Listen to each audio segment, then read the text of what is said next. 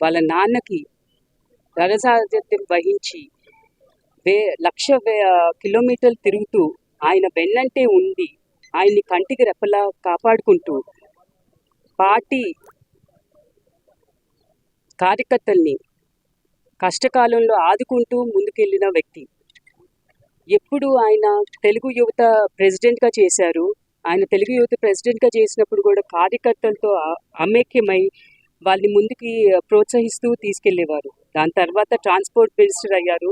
రవాణా మినిస్టర్గా ఉన్నప్పుడు మనకు తెలిసిందే, తెలుగుదేశం పార్టీ అంటే మహిళలకి పెద్ద పీఠం వేసింది.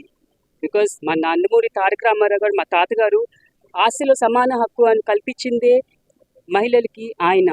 అలాగే విశ్వవిద్యాలయం నిర్మించారు, పద్మావతి విశ్వవిద్యాలయం.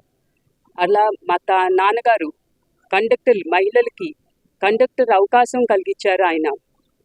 దాని తర్వాత రాజ్యసభలో ఆయన వాయిస్ రేస్ చేశారు, మన తెలుగు వాళ్ళం మేము తెలుగులోనే మాట్లాడతామని. సో ఇట్లాంటి ఎన్నో కార్యక్రమాలు, ఎన్నో అభివృద్ధి కార్యక్రమాలు మా నాన్నగారు చేసుకుంటూ వెళ్ళారు. ఆయన ఎప్పుడు పార్టీకి వెన్నంటే ఉండి నేనున్నాను అని చెప్పేవారు. సో ఇవాళ రోజున we miss him a lot.